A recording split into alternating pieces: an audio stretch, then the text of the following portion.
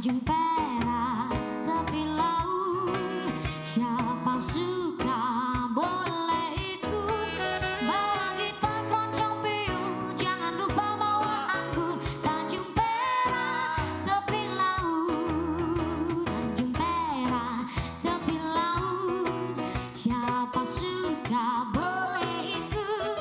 Bawa gitar, keroncong, piyul, jangan lupa bawa anggur. Tanjung Perak, tepi laut.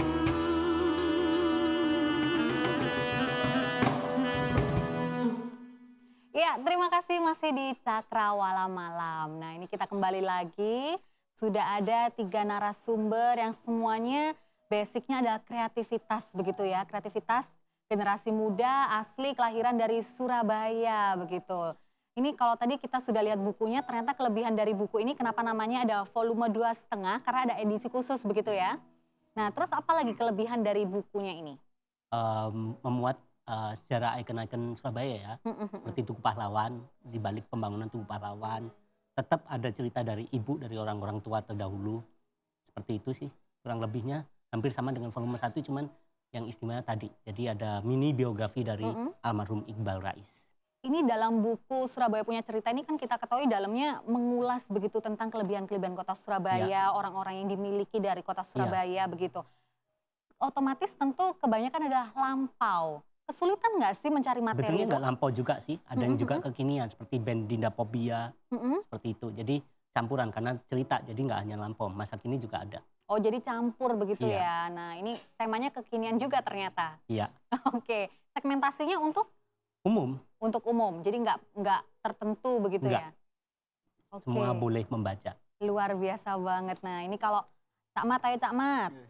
Medianya selain kaos, terus kertas seperti yang saya bawa ini. Nah, ya, itu Nah, manual, Mbak. Ini manual Iya, ya? manual. Jadi semuanya pakai tangan gitu? Ya, belum pernah sih nyoba pakai kaki sih. Pakai tangan. Apalagi pakai mulut ya, Mas. Iya. Kalau pakai hati kamu, Oh iya, ojo Mbak. jangan ya. Oke, Aku malu, Mbak. aku mau. Ya, jadi ini sekarang kan memang zamannya canggih ya, Oke, serba canggih ya. Kita Digital. diberikan kemudahan lewat digital, komputer, internet, sosial media, gadget, macam-macam. Lah, itu kita manfaatkan. oke. Gitu. Jadi kalau misalkan kalau dulu masih belum ada komputer atau gadget atau apapun itu kita kan masih manual. Manual. Kemudian kalau di sablon pun ya juga manual. Sekarang bisa print, kemudian kita bisa promosi lewat sosial media.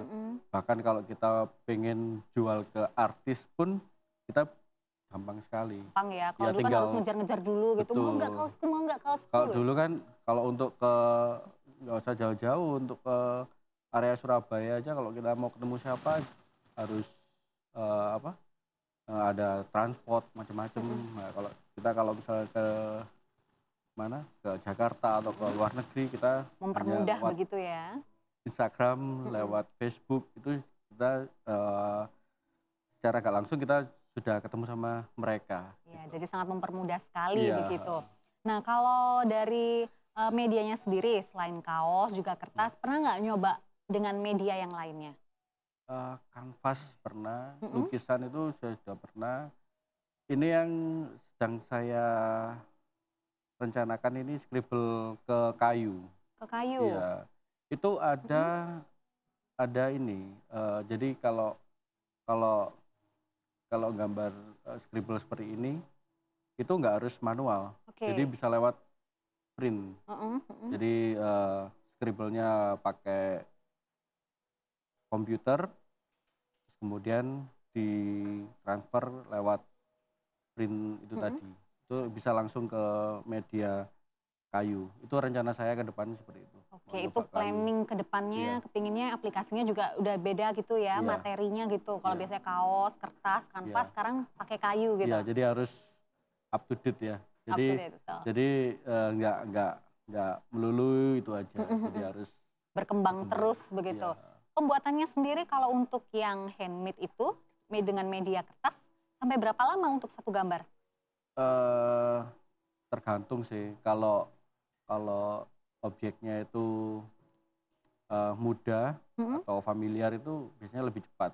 mm-mm, Biasanya ya sekitar paling cepat kalau untuk manual langsung di kertas itu sekitar mm-mm. 3 harian mungkin. 3 hari lumayan Iya, juga ya untuk lumayan. menghasilkan satu buah karya Iya, yang tentunya nggak sembarangan juga. Beda mungkin penggunaan aplikasi, gadget gitu, simple ya tinggal cetek, cetek, cetek jadi. Kalau ini kan handmade bener-bener ruwet, kok bisa ini sampai terbentuk jadi sebuah karya begitu. Kalau salah, ngulang lagi dong iya, berarti. ya itu makanya 3 hari itu kalau itu sudah dihitung dari kesalahan.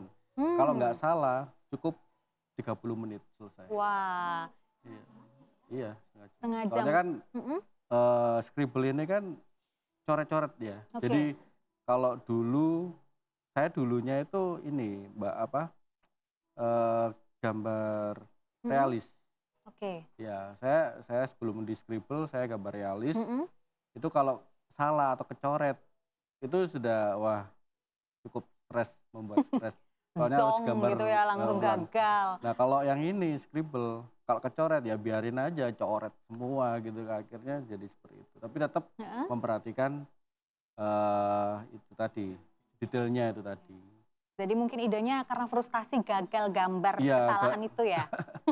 Nah, makanya itu saya mikir gimana caranya kalau coretan-coretan ini adalah bagian dari karya. Hmm. Akhirnya ya ini scribble ini keluar muncul.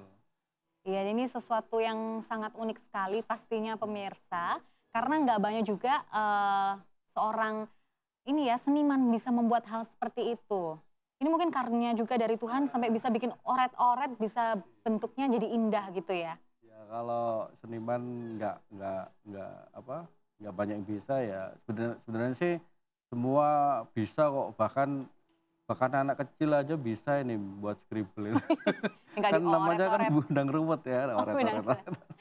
Iya, kita ini akan bahas lagi lebih tuntas dengan beberapa materi lainnya. Di depan kita ini sudah ada beberapa objek, tapi kita simak dulu pesan-pesan berikut ini.